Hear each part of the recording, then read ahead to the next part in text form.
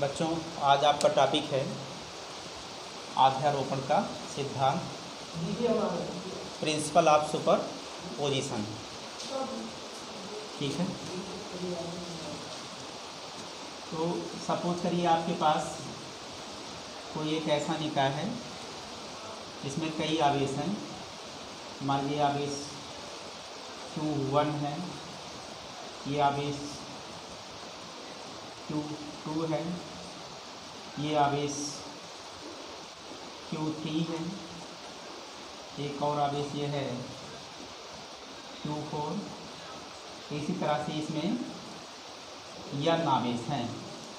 ये जो आवेश है, ये जो निकाय है n आवेशों से मिलकर बना हुआ है। इन आवेशों के कारण से अगर आपको किसी एक आवेश पर बल निकालना हो तो उसको आप कैसे निकालेंगे, इसके लिए हम लोग अध्यारोपण के सिद्धांत का उपयोग करेंगे। ठीक है, तो मान लीजिए आवेश Q1 है और ये आवेश Q2 है और इसके बीच की जो दूरी है वो है R21। यह वाला आवेश इस पर बल लगाएगा, इस दिशा में बल लगाएगा, इसको मिलाने वाली रेखा के अनुदिश, और इस बल का नाम होगा वेक्टर F12। इसी प्रकार यह वाला आवेश इस वाले आवेश पर बल लगाएगा, इसको मिलाने वाली रेखा के अनुदिश।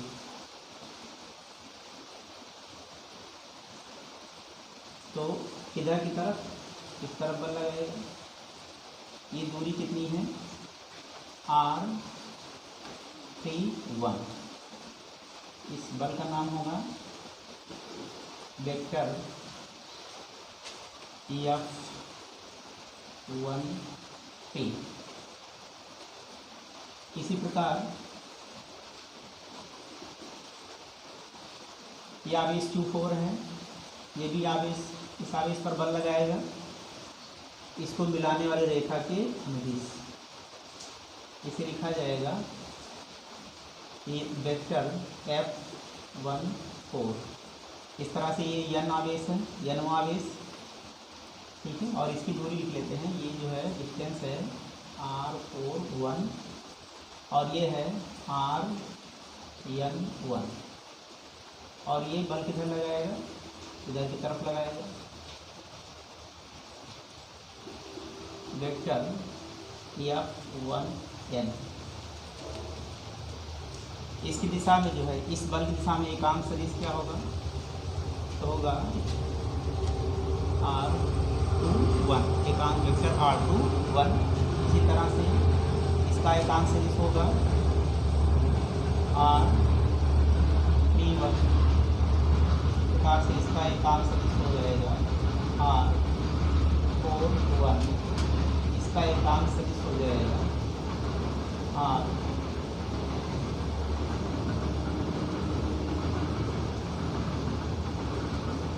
इस दिशा में R(n)1। तो अगर इतने सारे बल लग रहे हैं इस पर, तो इन बलों को कैसे जो है कैलकुलेट किया जाएगा, इस पर लगने वाले परिणामी बल को। तो हम लोग अध्यारोपण का सिद्धांत इस्तेमाल करेंगे। और अध्यारोपण का सिद्धांत है क्या, अध्यारोपण का सिद्धांत ये है, यदि कोई निकाय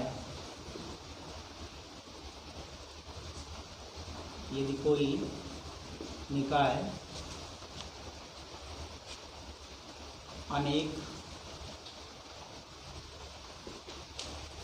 आवेशों से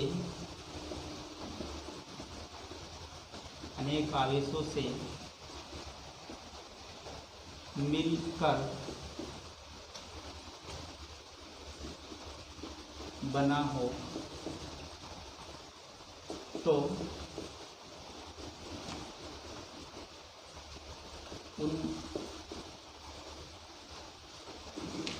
उनमें से किसी एक आवेश पर बल, किसी एक आवेश पर बल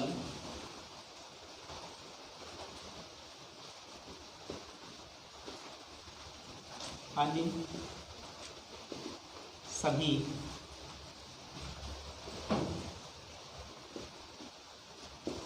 आवेशों द्वारा कार्यरत, अन्य सभी आवेशों द्वारा कार्यरत अलग अलग बलों के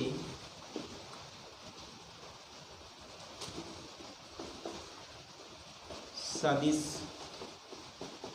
योग के बराबर होता है। इसी को अध्यारोपण का सिद्धांत कहते हैं।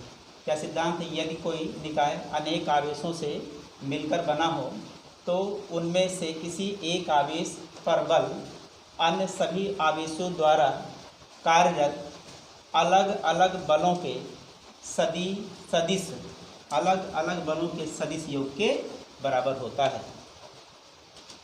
सपोज कि आपको आवेश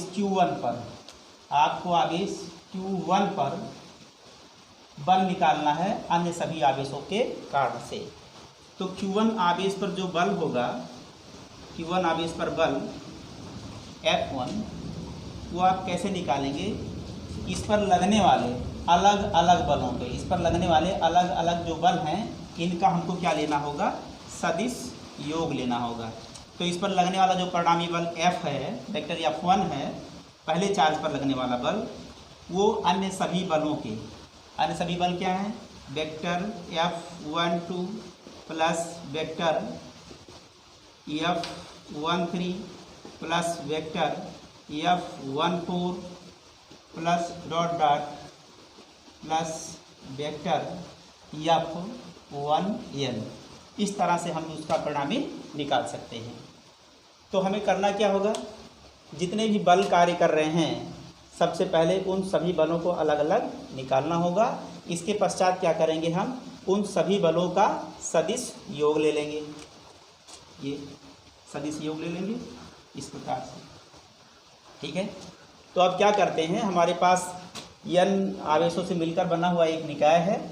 इस पर लगने वाले जितने भी बल हैं अलग अलग, उन सब को हम लोग कैलकुलेट करते हैं।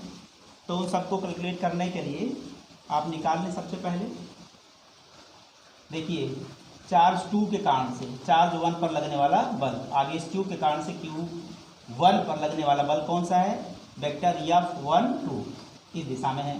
तो आप इसको निकालेंगे, देख सकते हैं। Q2 के कारण Q1 पर बल क्या लिखा जाएगा? वेक्टर F12, परिमाण आप जानते हैं क्या होगा? परिमाण होगा 1/4 पाई एप्सिलॉन 0। ये आवेश क्या है? Q1, और ये आवेश क्या है? Q2 अपान ये दूरी कितनी है यहाँ से यहाँ तक की? R21 का स्क्वायर, और एकांक सदिश इस दिशा में कौन सा है? ये है। इसको लिखा जाएगा 21 R21। ये बल F12 हो गया। इसी तरह से आप देख रहे हैं Q3 Q1 पर बल लगा रहा है, इसी प्रकार लिख लेंगे Q3 के कारण Q1 पर बल, Q3 के कारण Q1 पर बल। तो वो बल कितना होगा? वेक्टर F13, फिर वही होगा 1, परिमाण तो वही रहेगा 1/4 पाई एप्सिलॉन 0।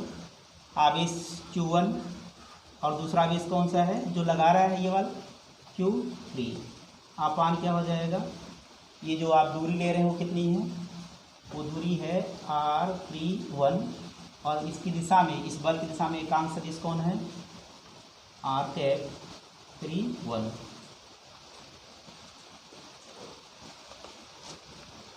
इसी प्रकार Q4 के कारण, Q4 के कारण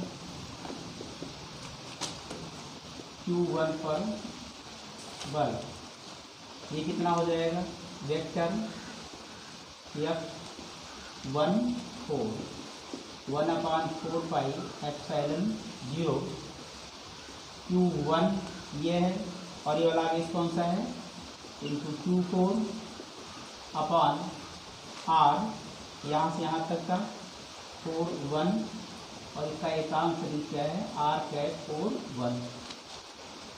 अब n आवेश के n आवेशों से मिलकर बना है, तो आप लिखेंगे Qn आवेश के कारण Q1 पर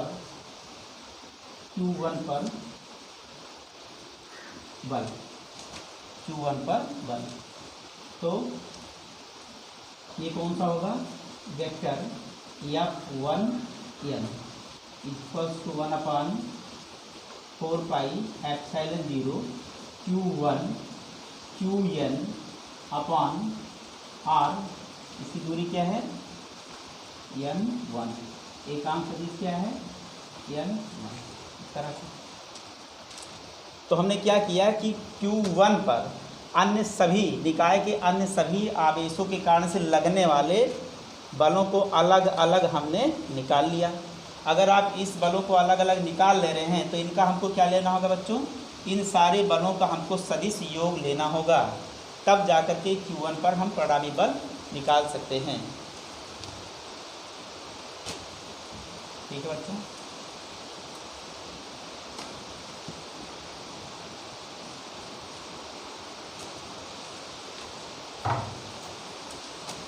अब आप लिख सकते हैं Q1 पर परिणामी बल, आध्यारोपण के सिद्धांत से आप लोग Q1 पर परिणामी बल निकाल सकते हैं। ठीक है, तो आध्यारोपण के सिद्धांत से अगर आप Q1 पर परिणामी बल निकालना चाहते हैं तो आप लिखेंगे इसे वेक्टर F1, हमने नाम दे दिया है इस पर बल, Q1 वाले बल का नाम दिया है ये वेक्टर F1। तो अब सभी बलों का सदिश योग, तो वेक्टर F, पहला बल कौन सा है 1 2 है, दूसरा बल कौन सा है वेक्टर F1 3 है, तीसरा कौन सा है वेक्टर F1, चौथा F1 4 है।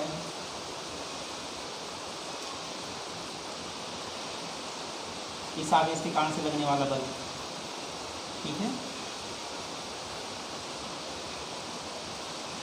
और n आवेशों के कारण से लगने वाला बल, तो आप लिखेंगे Fn1।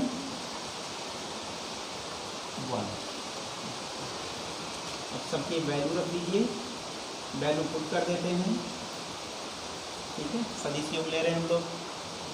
तो आप देख रहे हैं इन सब में 1/4 पाई एप्सिलॉन 0 कॉमन है, तो उसको हम लोग क्या करते हैं, इसे बाहर निकाल लेते हैं। ठीक है, अंदर क्या बचेगा आपका, तो हो जाएगा Q1 into Q2 upon R21 square, और इसका एकांक सदिश हो जाएगा आपका R21 प्लस किसी प्रकार से यहाँ पर होगा Q1 into Q3, Q1 into Q3, ठीक है, ये वाला R31 एकांक सदिश हो जाएगा 31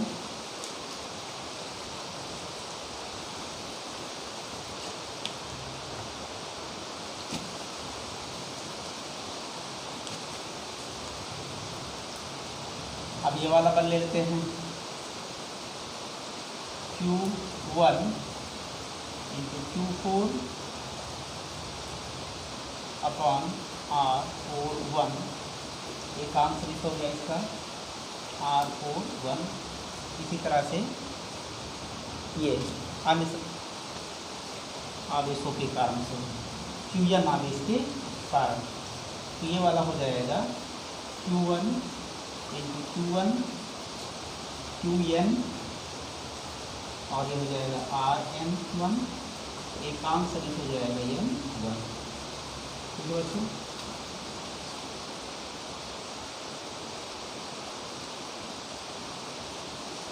प्लस डॉट डॉट लगा देंगे। अब ये हो जाएगा आपका Q1 Qn।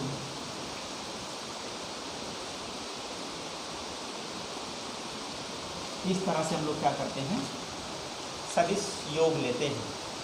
ठीक है, तो बच्चों यही है आध्यारोपण का सिद्धांत। इस सिद्धांत से आप जब कई आवेशों से मिलकर कोई निकाय बना है तो किसी भी एक आवेश पर बल आप जो है उसको निकाल सकते हैं कि उस पर कितना बल कार्य करेगा। ठीक है बच्चों,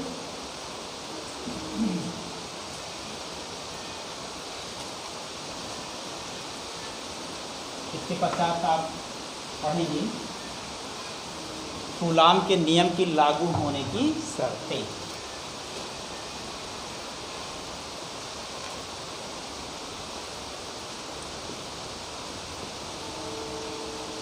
कूलाम के नियम, कूलाम के नियम की लागू होने की शर्तें।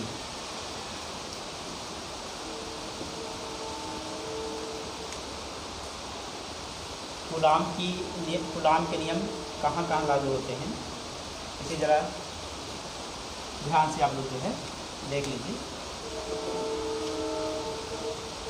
पहला,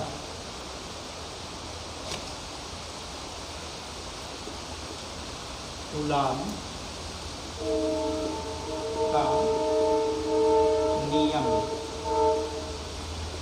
केवल बिंदु आवेशों के लिए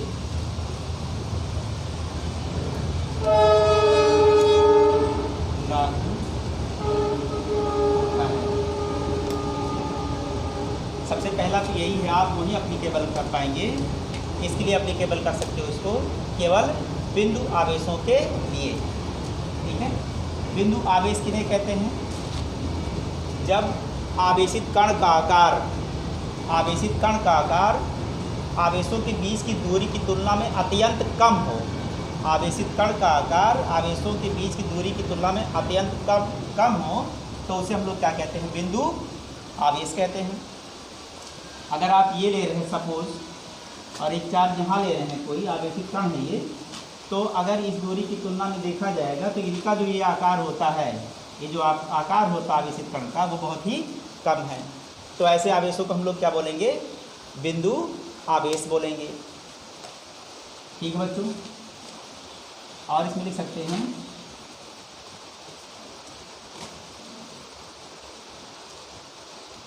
सपोज, एक बात और भी है कि मान लीजिए कि अगर कोई गोलीय वस्तु है, और उस पर आवेश ऐसे फैला हुआ है, एकदम गोलीय वस्तु है इस तरह से, और ये दूसरी गोलीय वस्तु है। ठीक है, और इनके केंद्रों से क्या है, इनको मिलाने वाली रेखा है। तो देखिए बस, अगर बच्चों गोलीय वस्तु पर कोई आवेश फैला हुआ है तो इन आवेशों का जो केंद्र है गोले का केंद्र मान करके, इन सारे आवेश को गोले के केंद्र पर मान करके, आवेश यहाँ भी क्यों मान सकते हैं और इस सारे आवेश को यहाँ मान सकते हैं कि क्यों आवेश है। ठीक है, गोले के केंद्र पर मान करके जो है हम कूलाम का नियम इस पर लगा सकते हैं। ठीक है बच्चों, इस तरह से केवल और केवल इस प्रकार के गोलीय वस्तु के लिए लागू है।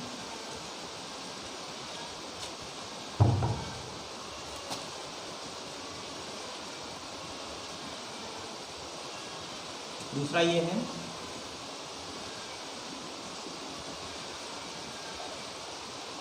कूलाम का नियम।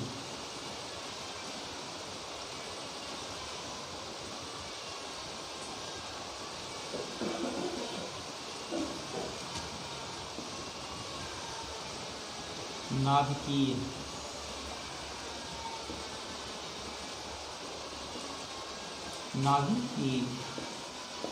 दूरियों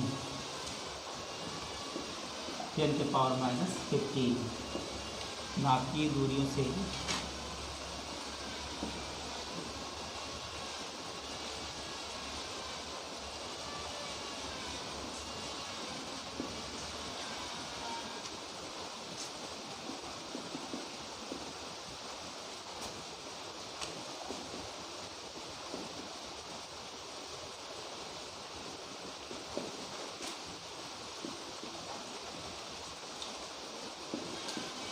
अगर कोई दूरी नाभिकीय दूरी से कम है, ठीक है, तो इसके लिए कूलाम का नियम जो है लागू नहीं होता, ठीक है, या कूलाम बल की गणना कर नहीं सकते। हमको पता है कि ये परमाणु है और ये क्या है, नाभिक है। नाभिक की दूरी जो है लगभग इतनी होती है 10⁻⁻15 मीटर। तो -10⁻⁻15 रीजन 10⁻⁻15 मीटर की दूरियों के लिए, अर्थात नाभिकीय दूरियों के लिए जो है ये लागू नहीं होगा। आपको पता है कि नाभिक के अंदर कौन रहता है, धन आवेशित कण प्रोटॉन रहते हैं, धन आवेशित कण प्रोटॉन रहते हैं। और आपको पता है कि अगर इन पर भी धनावेश, इन पर भी धनावेश, सब पर धनावेश है, तो धनावेश क्या करेंगे, अगर इनमें वैद्युत बल कार्य कर रहा है तो एक दूसरे को प्रतिकर्षित करेंगे। अगर एक दूसरे से प्रतिकर्षित करेंगे तो यहाँ पर जो है वैद्युत बल प्रभावी होगा, तो ये नाभिक का निर्माण नहीं हो पाएगा, नाभिक टूट जाएगा, दूसरे को ढकेल करके अलग अलग हो जाएंगे। तो इसका मतलब क्या है कि यहाँ पर आवेश तो है, परंतु इन आवेशों में कूलाम का नियम, यानी कि इन आवेशों में जो वैद्युत बल है वो लागू नहीं हो रहा है। तो यहाँ पर क्या होता है, नाभिकीय बल होता है। नाभिक में जो बल कार्य कर रहा है वो नाभिकीय बल होता है। 10⁻⁻15 रेंज में, 10⁻⁻15 मीटर की दूरी में जो है नाभिकीय बल कार्य करता है। और ये नाभिकीय बल वैद्युत बल से कहीं अधिक प्रबल होता है। तो याद रखें कि 10⁻⁻15 मीटर की दूरी से अगर आप कम हैं, इस दूरी में जो है 10⁻⁻15 मीटर की दूरी में जो है कूलाम का नियम या जो है वैद्युत बल प्रभावी नहीं होता है।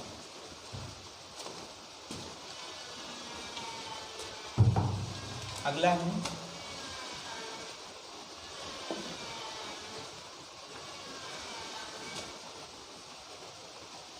आप कह सकते हैं कूलाम बल की परास परमाणुवी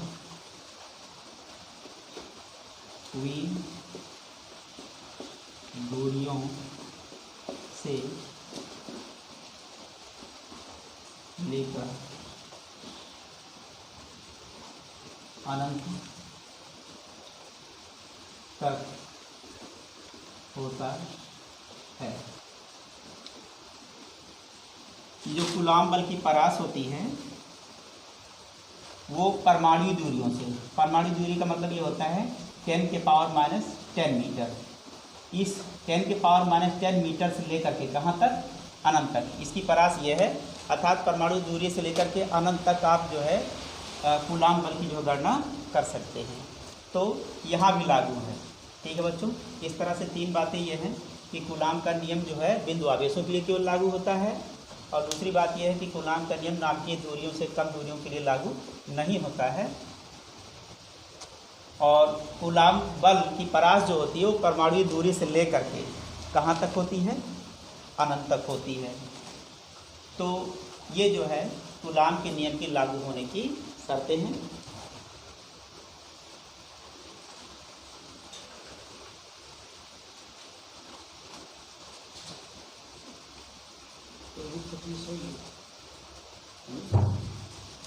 तो आज के टॉपिक में इतना ही, धन्यवाद।